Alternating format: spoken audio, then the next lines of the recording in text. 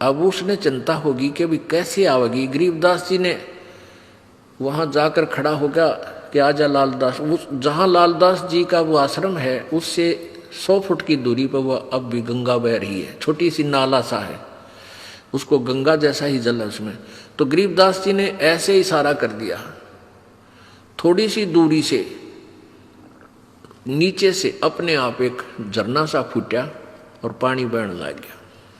अब लालदास जी सोचने लगे कि भाई क्या पता यो वही गंगा है या दूसरी। वो नहा तो लिया उस दिन, क्यों उसका तो प्रण नहा ले, फिर उसको चिंता होगी, उसको चिंता होगी कि गरीबदास ने मुझे बहका दिया हो और नहाने के लिए अपनी सिद्धि तो यहीं से को जल निकाल दिया हो।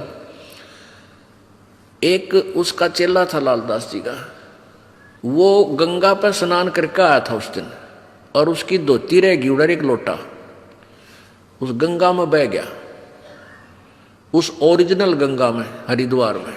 तो वो वहां आया, वो कहने लगा, गरीबदास जी बैठे, लालदास जी बैठे थे।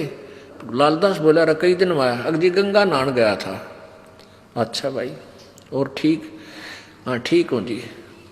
और कहने लगा जी एक लोटा भी रह गया मेरा, गंगा में बह गया, और एक धोती बह गई वहीं पर, तेज धारा थी। गरीबदास जी बोले भाई यहाँ तेरी को धोती और लोटा इस गंगा में पड़े हैं, यहाँ ये वही गंगा है जो वहां तू नहा का है।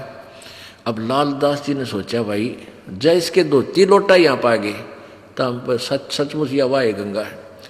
दोनों तीनों उठ कर गए, वो धोती लोटा वहीं, वह लोटा धोती उड़द पुड़द होकर वहीं पड़े, उन पैर साथ में गांठ कर, वैसे कच्चा ही गांठ था। वो लोटा उठाया, उस पर नाम था उस भगत का, नाम खुदवा रखा था उसने। ने बोला महाराज जी तो सचमुच वाह गंगा में तो वहाँ हरिद्वार नहा था और वहाँ खूब गुम हुए थे, ये पाए यहाँ पर। तब उस लालदास का पेटा भरा, इतना उसकी मृत्यु का निकट आ गया। मालिक की वाणी उसने संभाली कोई ना।